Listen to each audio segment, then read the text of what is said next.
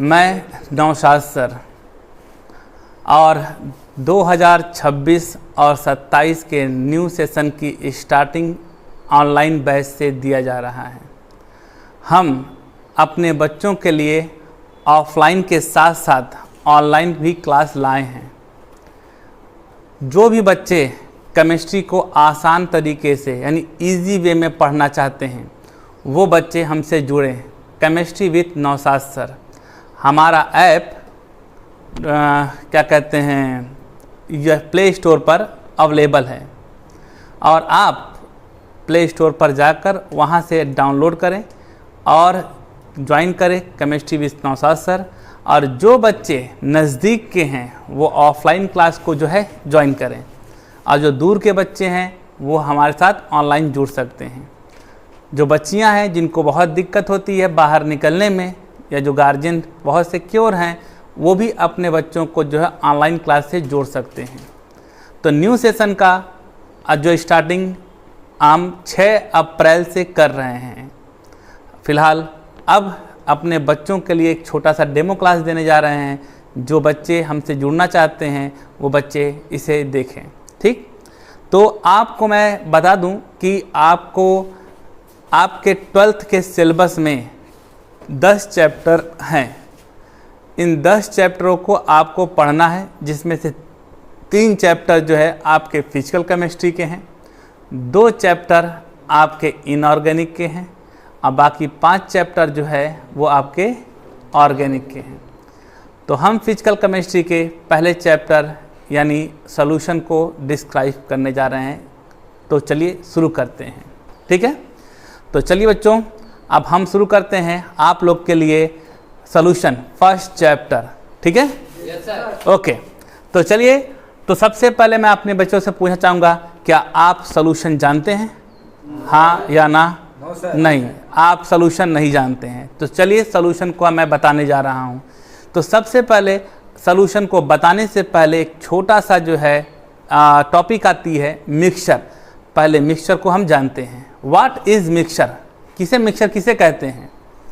तो जब आप 2 सबस्टेंस को आपस में मिला दीजिए, 2 सबस्टेंस को आपस में मिला दीजिए, अब मिलाने के बाद जो बनता है उसे हम क्या कहते हैं? मिक्सचर कहते हैं। क्या कहते हैं? मिक्सचर कहते हैं।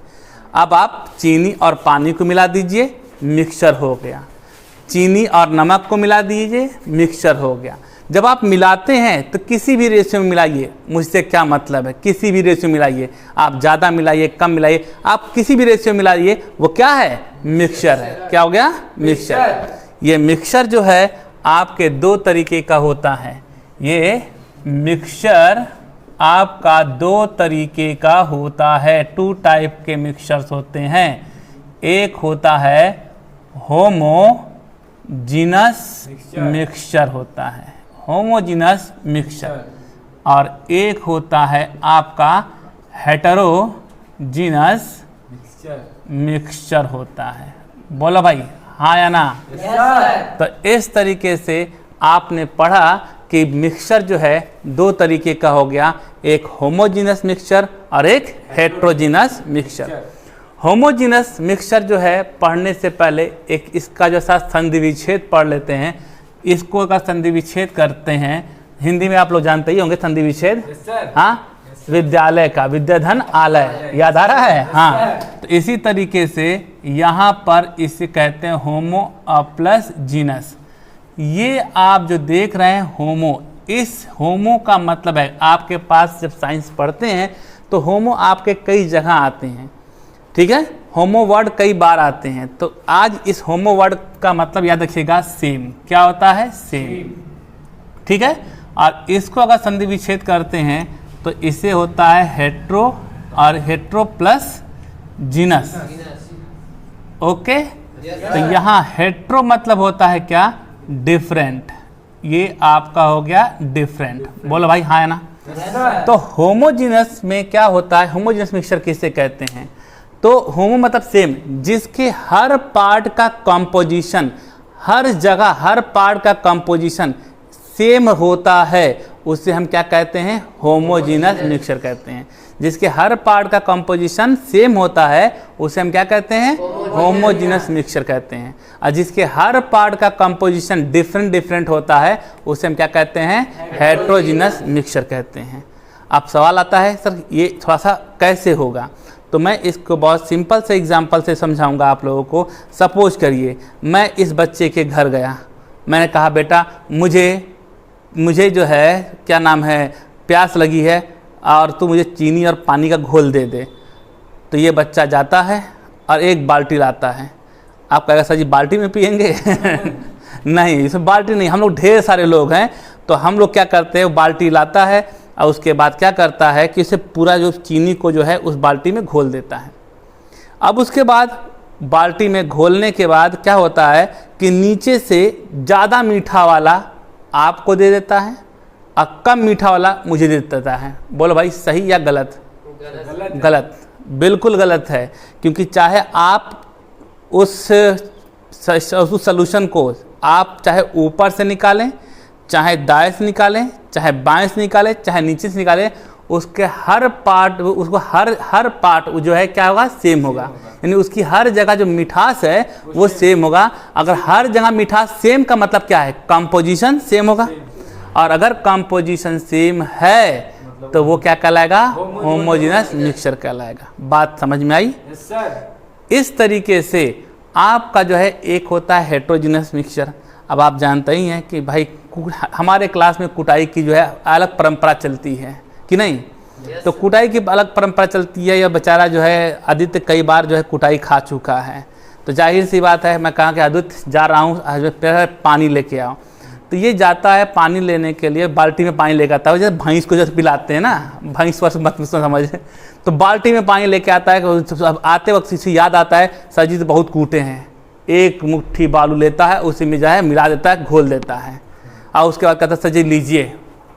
तो क्या करता है, ऊपर से जो है ज़्यादा जो है ऊपर से एक गिलास निकालता है और नीचे से एक गिलास निकालता है। बताइएगा दोनों में बालू के पार्टिकल सेम होंगे या अलग अलग? अलग अलग होंगे। अगर बालू के पार्टिकल अलग हैं, चाहे अगर आप ऊपर से निकालते हैं तो कंपोजिशन अलग होगा, दाएं से निकालते हैं कुछ और, बाएं से निकालते हैं कुछ और नीचे से निकालते कुछ और। यानी हर पार्ट का कंपोजिशन क्या होगा, अलग अलग होगा। और अगर हर पार्ट का कंपोजिशन अलग अलग है तो इसे हम क्या कहते हैं, हेट्रोजीनस मिक्सचर कहते हैं। क्या कहते हैं, हेट्रोजीनस मिक्सचर। और एक वर्ड में कहें, होमोजीनस मिक्सचर को ही आप सॉल्यूशन कहते हैं। ये आपका आ गया। जी हाँ सर, होमोजीनस मिक्सचर ही सॉल्यूशन कहलाता है, हेट्रोजीनस मिक्सचर सॉल्यूशन नहीं कहलाता है। तो अगर मैं आपसे कहूं कि मेरे पास चीनी और पानी है तो जरा बताइएगा सॉल्यूशन है या नहीं है? बिल्कुल सही, सॉल्यूशन है। और अगर मैं आपसे कहूं कि मेरे पास चीनी और बालू का मिक्सचर है तो ये सॉल्यूशन है या नहीं? नहीं है, क्योंकि बालू और जो है चीनी जो है वो आपका होमोजीनस नहीं हो सकते हैं। क्योंकि अगर आप सपोज करिए आपके पास 1 किलो बालू हो, 1 किलो जो है चीनी हो, अब दोनों को आप मिला दीजिए, एक मुट्ठी इधर से निकालिए, एक मुट्ठी इधर से निकालिए, तो अगर आप देखेंगे तो उसके दोनों हाथ में चीनी के पार्टिकल इक्वल नहीं होंगे। इसका मतलब ये आपका हेट्रोजीनस है और हेट्रोजीनस मिक्सचर और हेट्रोजीनस सॉल्यूशन नहीं होते हैं। बात समझ में आई? तो एक वर्ड में अगर आपको कोई कहे कि सॉल्यूशन किसे कहते हैं तो आप कहिएगा क्या, होमोजीनस मिक्सचर। ठीक है, ये बात क्लियर हुई? तो क्या आप कह सकते हैं 2 या 2 से अधिक सब्सटेंस के होमोजीनस मिक्सचर को ही हम क्या कहते हैं, सॉल्यूशन कहते हैं। क्लियर होगा? ओके। तो यहाँ पर आपका क्या कह रहे हैं, ये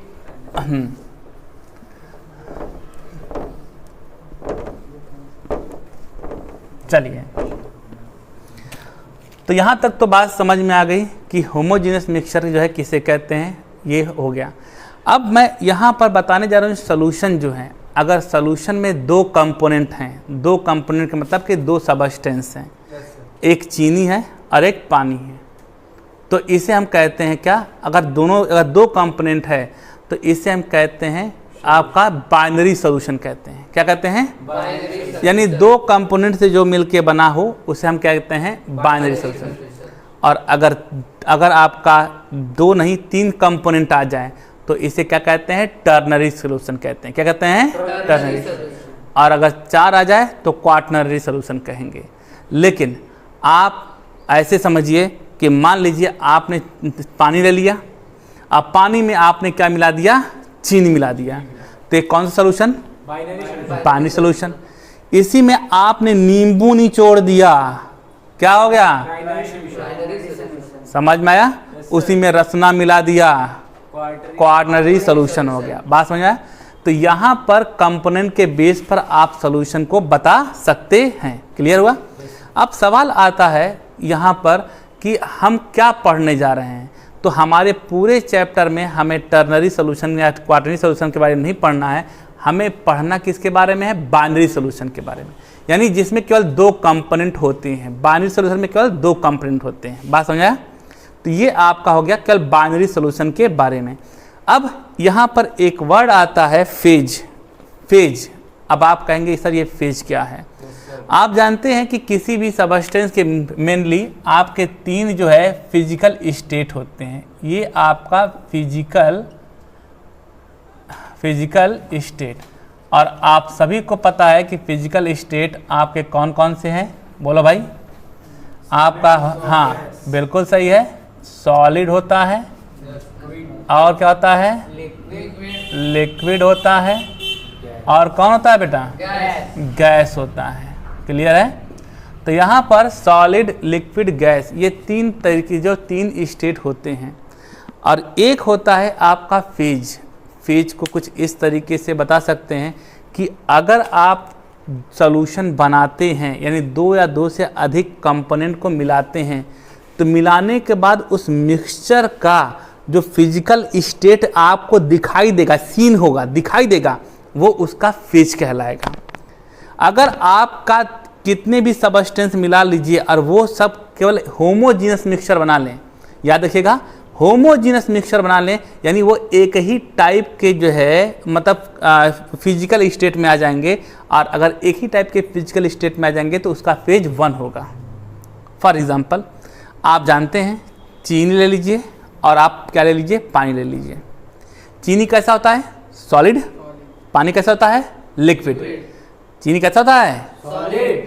पानी? लिक्विड। और अगर दोनों को अगर मैं मिला दूं तो मिलाने के बाद सॉल्यूशन बन गया, होमोजेनियस सॉल्यूशन बन गया। आपको दिखाई कैसा दे रहा है? वो सॉल्यूशन कैसा है? सॉलिड है, लिक्विड है कि गैस है? लिक्विड। केवल लिक्विड दिखाई देता ना, यानी अब उसे आप ऑब्जर्व नहीं कर सकते हैं कि अब उसमें सॉलिड भी है। अब वो क्या दिखाई दे रहा है? केवल लिक्विड। यानी आपके 2 कंपोनेंट को मिलाने के बाद केवल एक फिजिकल स्टेट दिखाई देता है, इसलिए उस सॉल्यूशन का फेज 1 होगा। और आप एक वर्ड में याद रखिएगा कि जितने भी सॉल्यूशन होते हैं वो हमेशा उसका फेज 1 होता है। जितने भी सॉल्यूशन यानी होमोजीनस मिक्सचर जो होते हैं उसका फेज कितना होता है? 1 होता है। यानी मैं यहाँ पे लिख देता हूँ होमोजीनस मिक्सचर जो होता है, होमोजीनस मिक्सचर जो होता है, जिसे आप प्यार से क्या बोलते हैं? सॉल्यूशन बोलते हैं, उसका जो फेज जो होगा, उसका फेज जो होगा वो हमेशा 1 होगा। ठीक है? तो आपके कई बार MCQ में पूछे गए, कंपटीशन में क्वेश्चन है कि किसी सॉल्यूशन का फेज कितना होता है, तो हमेशा 1 होता है। बात समझ में आई? कंडीशन है कि वो होमोजीनियस। हाँ भाई, अगर आपका सॉल्यूशन अगर होमोजीनस है तो ही तो सॉल्यूशन बोलेंगे। Yes sir. अगर सॉल्यूशन है तो जाहिर सी बात तो होमोजीनस होगा। तो चाहे होमोजीनस बोलिए और चाहे सॉल्यूशन बोलिए, फेज कितना होगा? 1 होगा। बात समझ में आया? अच्छा, अगर मैं सपोज करिए उसी पानी में मैं आपका क्या मिला देता हूँ? बालू मिला देता हूँ, तो क्या ऑब्जर्व होता है? बोलो भाई। अगर मैं उस पानी में बालू मिला देता हूँ तो कितने फिजिकल स्टेट दिखाई देते हैं? 2 फिजिकल। इसका मतलब यहाँ पर फेज कितना हो गया? 2। और आप जानते हैं कि हेट्रोजीनस मिक्सचर जो होता है वो आपका सोल्यूशन नहीं होता है, उसमें आपके वो प्योरली क्या है, मिक्स नहीं होते हैं। तो इसका मतलब क्या है कि हेट्रोजीनस मिक्सचर जो होता है वहाँ पर अगर आपका 2 कंपोनेंट होगा तो वो उसका फेज कितना हो जाएगा, 2।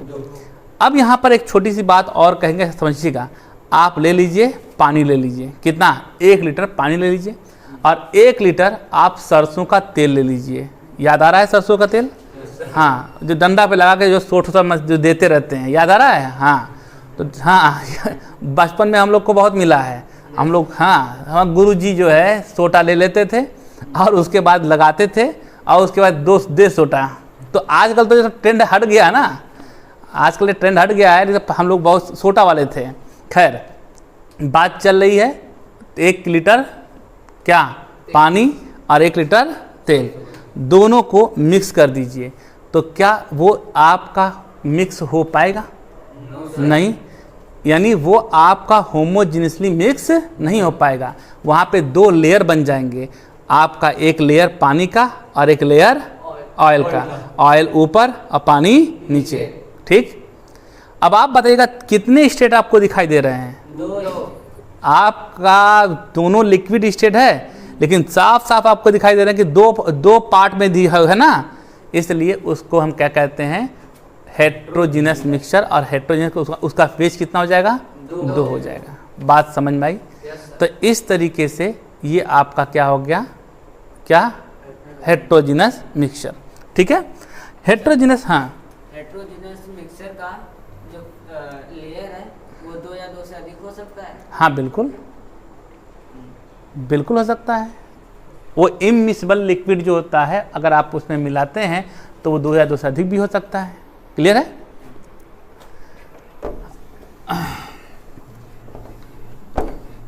चलिए, तो यहाँ पर आपने ये पढ़ लिया सॉल्यूशन के बारे में। अब मैं आपको पढ़ाने जा रहा हूँ बाइनरी सॉल्यूशन के बारे में। किसके बारे में? Binary solution. और आप जानते हैं कि बाइनरी सॉल्यूशन जो होता है, बाइनरी सॉल्यूशन जो होता है ये आपके 2 कंपोनेंट बने होते हैं। इसमें से एक जो है कंपोनेंट जो होता है वो आपके कम अमाउंट में होता है और एक आपका ज़्यादा अमाउंट में होता है। अगर आपका कम अमाउंट में है तो उसे हम क्या कहते हैं, सॉल्यूट कहते हैं, और जो ज़्यादा अमाउंट में होता है उसे क्या कहते हैं, सॉल्वेंट कहते हैं। क्या कहते हैं? सॉल्वेंट। यानी ये आपका बाइनरी सॉल्यूशन में मैं ले लेता हूँ, ये आपका हो गया सॉल्यूट हो गया, और एक हो गया आपका सॉल्वेंट हो गया। सॉल्यूट किसे कहते हैं? जो आपका लेस अमाउंट में होता है, यानी जो कम मात्रा में होगा वो आपका क्या होगा, सॉल्यूट होगा। और आपका जो है लार्ज अमाउंट में होगा, लार्ज अमाउंट में होगा, उसे हम क्या कहेंगे बेटा, सॉल्वेंट। अब आप बताइएगा, अगर मैं चीनी को पानी में घोल रहा हूँ तो जरा बताइएगा कौन सॉल्यूट होगा और कौन सॉल्वेंट होगा? चीनी सॉल्यूट होगा और वाटर क्या होगा, सॉल्वेंट। क्लियर हो गया? इसका मतलब है कि जो घुल जाता है वो क्या है, सॉल्यूट, और जो घोल देता है सॉल्वेंट। बात क्लियर हो गई? अगर मैं आपसे कहता हूं कि मान लीजिए 1 किलो चीनी है और 1 किलो पानी है, तो जरा बताइएगा अब कौन सॉल्यूट है और कौन सॉल्वेंट है? दोनों बराबर अमाउंट में है। चीनी सॉल्यूट है और पानी सॉल्वेंट। चीनी तब भी सॉल्यूट रहेगा और पानी क्या होगा, सॉल्वेंट रहेगा। ठीक है, ऐसा क्यों? क्योंकि पानी का जो डाई इलेक्ट्रिक कांस्टेंट जो होता है वो क्या होता है, ज़्यादा होता है। यानी आपका सॉलिड और लिक्विड में जब भी सोल्यूशन बनता है, सॉलिड और लिक्विड का सब भी सोल्यूशन बनता है, तो आपका जो लिक्विड होता है यानी पानी जो होता है वो हमेशा सॉल्वेंट होगा और जो सॉलिड होता है वो हमेशा सॉल्यूट होगा। बात समझ में आई? तो इस तरीके से आपने सोल्यूशन के बारे में थोड़ा सा पढ़ा और सोल्यूशन के कैरेक्टरिस्टिक को समझा।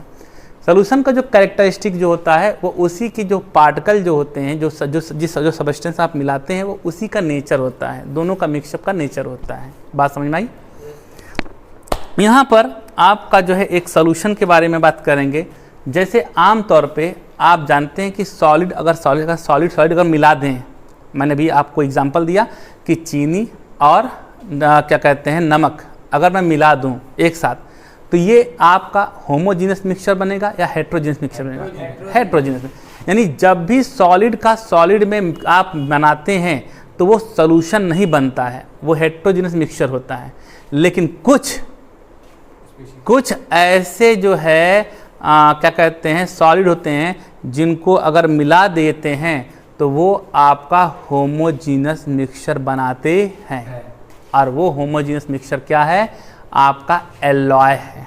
क्या है? एलॉय। तो चलिए थोड़ा सा हम एलॉय के बारे में जानकारी लेते हैं, एलॉय किसे कहते हैं। ठीक है, तो चलो भाई, एलॉय किसे कहते हैं? जब आपका दो या दो से अधिक मेटल को मिलाकर, जैसे मेटल आपने लिया, मेटल लेकर उसे आप मिलाकर और उसके बाद उसे हीट कर दिए। क्या कर दिए? हीट कर दिए। हीट करने के बाद जब आप ठंडा करते हैं, उसे मिलाकर ठंडा करते हैं, तो कुछ ऐसे मेटल्स होते हैं जो आपस में होमोजीनियसली क्या है? घुल जाते हैं। तो अगर होमोजीनियसली अगर घुल गए तो जाहिर सी बात है वो आपका सॉल्यूशन कहलाएंगे। तो आपके जो एलॉय होते हैं वो आपके क्या होते हैं? होमोजीनियस मिक्सचर होते हैं। यानी आपका एलॉय के बारे में अगर मैं कहूँ, एलॉयज किसे कहते हैं? ठीक है, तो एक वर्ड में कहूँ होमोजीनियस मिक्सचर। क्या बेटा? Homogeneous mixture of metals. ठीक है, एलॉय किसे कहते हैं? Homogeneous mixture of metals. और इसे थोड़ा सा शॉर्ट टाइप में लिखते हैं, हम ऐसे लिख देते हैं ताकि आपको याद रहे। एलॉयज यानी मेटल प्लस मेटल अगर आपका मिल जाए, ठीक है, तो ये हमारा क्या बनाते हैं? एलॉय कहते हैं। ठीक है, जैसे कुछ एलॉय के बारे में आप जानते हैं। ठीक है, तो सबसे पहला एलॉय अगर आप एग्जाम्पल लिखते हैं तो वो है आपका क्या? ब्रास है। क्या है? ब्रास। ब्रास जो होता है वो किसका एलॉय होता है? आपका कॉपर और जिंक का एलॉय होता है। जी हाँ सर, कॉपर और जिंक। एलॉय के बाद आप यहाँ पर एक चीज़ पढ़ते हैं, अमलगम। ये रहा अमलगम, जिसमें गम नहीं होता है, जिस अमले में गम नहीं होता है उसे क्या कहते हैं? अमलगम कहते हैं। ऐसा कुछ नहीं है, ठीक है, ये सब मत सोचना। अमलगम बेटा, इस एक मेटल की जगह पर आप केवल मरकरी ले लीजिए। मेटल की जगह पे क्या ले लीजिए? मरकरी। मरकरी का सिंबल क्या होता है? Hg। तो मरकरी और प्लस मेटल का होमोजीनस मिक्सचर जो होता है, ठीक है, homogeneous mixture of mercury and metals जो होते हैं उसे क्या कहते हैं? अमलगम कहते हैं। यानी आप लिख सकते हैं होमोजीनस मिक्सचर ऑफ क्या?